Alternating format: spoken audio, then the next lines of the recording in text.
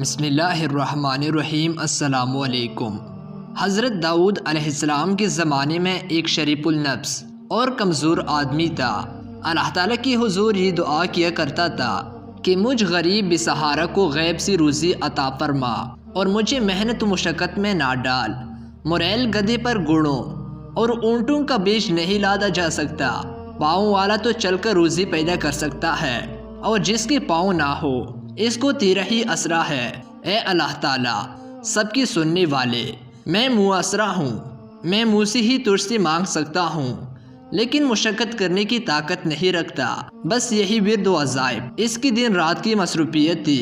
اس کا یہ عمل ہر عام و خاص میں مشہور ہو چکا تھا۔ لوگ طرح طرح کی باتیں کرتے، خدا نے ہر شخص کی روزی محنت و مشقت کے راستے میں اتاری ہے، لیکن اسے دیکھو ہاتھ پیر ہلائے بغیر خدا سے اپنا رزق طلب کرتا ہے۔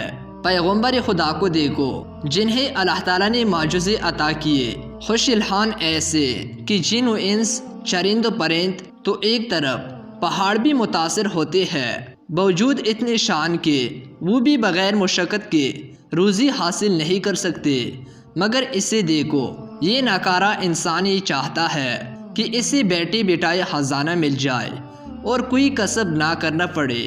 لوگ سو باتیں کرتے، لیکن وہ شخص اپنے آہو افزاری میں لگا رہتا۔ خدا سب کی دعائیں سنتا ہے اور مرادی پوری کرتا ہے۔ اس شخص نے دعائیں اور رونے دھونے کی حد کر دی تو رحمت خداوندی جوش میں آ گئی اور اس کی مراد بر آئی۔ زور سے دروازہ کھولا اور ایک گائے اس کے گھر میں گھس آئی۔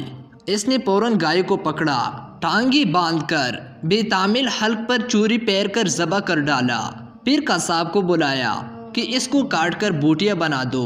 گائے کا مالک گلی کوچوں کی ہاک چانتا ہوا ادھر آ نکلا، دیکھا کہ گائے ذبح ہو چکی ہے اور قصائی اس کی بوٹیاں کرنے میں مصروف ہے۔ اس نے رونا دھونا اور شلانا شروع کر دیا۔ ارے ظالم، یہ کیا غضب کیا؟ یہ گائے تو میری تھی، تجھے بھلا کیا حق تھا اسے پکڑ کر ذبح کرنے کا؟ دعا مانگنے والے نے جواب دیا، سنو بھائی، زیادہ چیخنے چلانے کی ضرورت نہیں ہے۔ میں برسوں سے اس دعا میں مصروف تھا کہ اے میرے پروردگار میرا رزق میرے پاس پہنچا دے۔ اس نے دعا قبول کی، میں نے اسے خدا داد سمجھ کر ذبح کر ڈالا۔ یہ جواب سن کر گائے کے مالک کی غیظ و غضب کی انتہا نہ رہی۔ اس نے پہلے تو درویش کو خوب مارا اور پھر پکڑ کر حضرت داؤد علیہ السلام کی عدالت میں لے گیا اور سارا ماجرا بیان کر ڈالا۔ لوگوں نے گائے کے مالک کی باتیں سنی تو اسی کو حق پر قرار دیا۔ درویش نے اس بے بسی کی حالت میں آسمان کی طرف منہ اٹھا کر کہا، اے خدائے رحمان و رحیم، تو اچھی طرح جانتا ہے کہ میں نے اپنی آرزو کی تکمیل کے لیے سینکڑوں روز و شب آہوزاری کرنے اور دعا مانگنے میں صرف کر دیے، اور میں نے روز الاسد جو خواب میں دیکھا تھا اسی نے مجھے تیری بندگی میں مس کر رکھا تھا۔ میں نے جب اپنی مراد پائی تو یہ مجھے تیرا بندہ نافرمان سمجھ کر شیطان کی طرح کوس رہا ہے۔ اے اللہ، میں تیرے حضور دعا کرتا ہوں کہ میری فریاد کو پہنچا کر میری پردہ پوشی فرما اور مجھے ذلیل ہونے سے بچا لے۔ گائے والے نے چلا کر کہا، ابے ادھر آسمان کی طرف کیا دیکھتا ہے؟ ادھر میری طرف دیکھ اور حقیقت کا سامنا کر۔ کیا تو سمجھتا ہے کہ خدا اور اس کے بندوں کو فریب میں مبتلا کر کے سانپ نکل جائے گا؟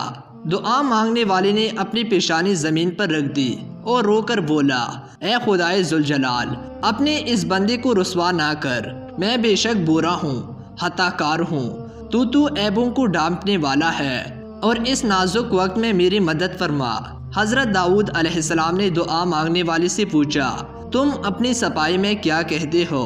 تو اس نے عرض کیا، اے پیغمبر خدا، اس شخص کے سبھی لوگ مجھے جانتے ہیں، آج تک کسی کا مال چوری نہیں کیا اور نہ ناجائز طور پر کسی کو پریشان کیا۔ میرا گزشتہ کئی سال سے یہ معمول ہے کہ شب روز بارگاہ الہی میں یہ دعا کرتا ہوں کہ بغیر محنت و مشقت کے مجھے روزی مل جائے، مجھے روزی عطا کر۔ آخر مسلسل دعاؤں کے بعد اللہ تعالیٰ نے میری فریاد رسائی کی اور یہ گائے خود بخود میرے گھر میں گھس آئی۔ میری آنکھوں میں اسے دیکھتے ہی نور آ گیا اور حقی تعالیٰ نے میری دعا قبول فرمائی اور اس کی حلال بغیر محنت کے مل گیا۔ میں نے اپنے رب کا شکر ادا کیا اور گائے کو ذبح کر ڈالا۔ یہ شخص نہ جانے کہاں سے شور مچاتا آ گیا اور کہنے لگا گائے میری ہے۔ حضرت داؤد علیہ السلام نے یہ سن کر فرمایا کہ ایسے معقول دلیل دے جس کی بنا پر تو نے گائے کو ذبح کیا۔ تیری بیان سے یہ ثابت ہوتا ہے کہ وہ گائے تجھے مالک نے دی نہ تو نے خریدی۔ دعا مانگنے والوں کی آنکھوں میں آنسو آ گئے۔ اے پیغمبر خدا، آپ بھی وہی کہنے لگے جو دوسرے کہہ رہے ہیں۔ ایک آہ دردناک اس کی دل سے نکلی اور اس نے آسمان کی طرف نگاہ اٹھا کر کہا اے دل کا درد جاننے والے، تو حضرت داؤد علیہ السلام کو روشنی عطا فرما، انہیں حقیقت سے آگاہ فرما۔ یہ کہہ کر داڑھی مار مار کر رونے لگا۔ اس کی آواز میں ایسا درد تھا کہ نہ صرف سنگ موم ہو گئے بلکہ حضرت داؤد علیہ السلام کا دل بھی دہل گیا۔ انہوں نے گائے کے مالک سے کہا کہ اس کا فیصلہ ایک دن بعد کیا جائے گا۔ پیغمبر خدا اپنے حجرے میں داخل ہوئے اور اپنی عبادت گاہ کا دروازہ بند کر دیا۔ ذکر و اذکار کے بعد اللہ تعالیٰ عز و جل کی بارگاہ میں دعا کی کہ اے میرے پروردگار، مجھے حقیقتی حال سے آگاہ فرما۔ اللہ تعالیٰ نے اپنے نبی پر اسرار و رموز کھول دیے۔ دوسرے دن دونوں کو طلب کیا گیا۔ حضرت داؤد علیہ السلام نے گائے کے مالک سے کہا کہ اس شخص کا پیچھا چھوڑ دے اور اسے معاف کر دے۔ حقی تعالیٰ نے تیرے گناہوں کی پردہ پوشی فرمائی ہے، تو بھی اس کی تاری کا حق ادا کر اور اپنی گائے کی طرف سے صبر کر۔ حضرت داؤد علیہ السلام کا ارشاد سنتے ہی اس بدبخت نے کہا کیا اب کوئی نئی شریعت نافذ ہو گئی ہے؟ آپ کی انصاف کی شہرت تو زمین و آسمان تک پہنچ چکی ہے، مگر میرے ساتھ یہ ظلم کیوں؟ یہ انصاف نہیں ظلم ہے۔ دوسری مرتبہ حضرت داؤد علیہ السلام نے فرمایا اپنا سارا مال اور جائیداد اس مظلوم کے حوالے کر دو، ورنہ تیری سخت رسوائی ہوگی۔ اور کچھ عجیب نہیں کہ جو ظلم و ستم تو نے کیے ہے وہ بھی ظاہر ہو جائے۔ گائے والے نے یہ کلمات سنتے ہی سر پر ہاتھ ڈالنا شروع کر دی، گریبان چکر ڈالا اور بدحواس ہو کر بولا اے داؤد، اچھا فیصلہ سنایا، مجھ پر ظلم و زیادتی کی حد کر دی۔ نعوذ باللہ، مجھے تو معلوم ہوتا ہے کہ تو اپنے حواس میں نہیں رہا۔ حضرت داؤد علیہ السلام نے اسے قریب بلایا اور کہا اے بدبخت، اس ہنگامے سے باز آ، کہیں یہ تیری ہلاکت کا باعث نہ بن جائے۔ تو نے بویا ہے وہ اب کاٹ۔ اب تیسرے مرتبہ حضرت داؤد علیہ السلام نے ارشاد فرمایا تو اپنے اہل و عیال بھی اس کے حوالے کر دے۔ اس پر تو وہ پتھر سے اپنا سر پھوڑنے لگا۔ لوگ حیران تھے کہ حضرت داؤد علیہ السلام ایک ایسا حکم دے رہے ہیں۔ تماشائی پیغمبر خدا کے احکام کی اصل وجہ سے نواقب تھی۔ ان میں سے ایک آدمی کہنے لگے اے اللہ کی نبی، آپ کی ذات بابرکت سے ایسا صریح ظلم ہم سب حیرت میں ہے۔ بے قصور گائے والے پر اتنا عتاب آخر کیوں؟ اور جس نے ناحق گائے پکڑ کر ذبح کر ڈالی اسے آپ نے بری کر دیا۔ حضرت داؤد علیہ السلام نے فرمایا کہ شاید اب وقت آ گیا ہے کہ حقیقتی حال سے پردہ اٹھا دیا جائے۔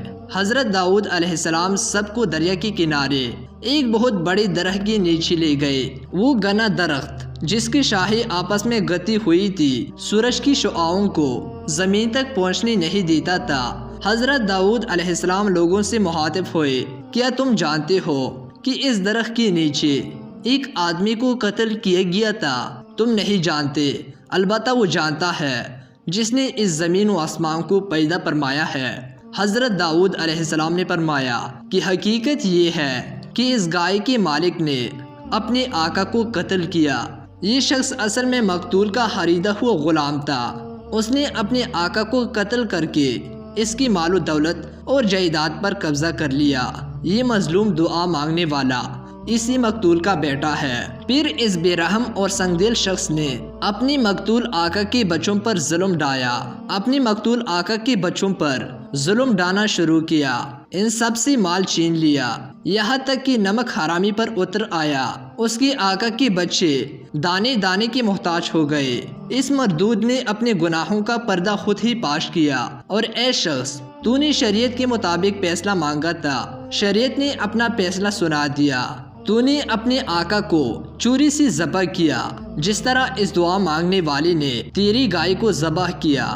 وہ خون آلود چوری راز پاش ہونے کے ڈر سے گڑا کود کر تو نے دفن کر دی تھی۔ اس کا ثبوت یہ ہے کہ اس چوری پر اس کا نام کنندہ ہے۔ حضرت داؤد علیہ السلام کے حکم پر جب زمین کودی گئی تو ایک شخص کی کوپڑی اور لمبی سی چوری برآمد ہوئی۔ اب گائے والا خوف سے کانپنے لگا۔ تماشائیوں پر سختی کا عالم طاری تھا۔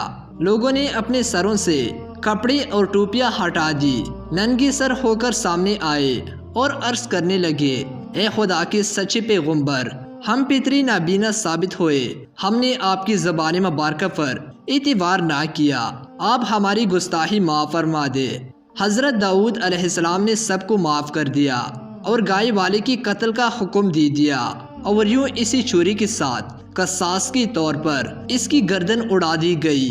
اللہ تعالیٰ سے دعا کرتے ہیں کہ اللہ تعالیٰ ہمیں عمل صالح کی توفیق عطا فرمائے، آمین یا رب العالمین۔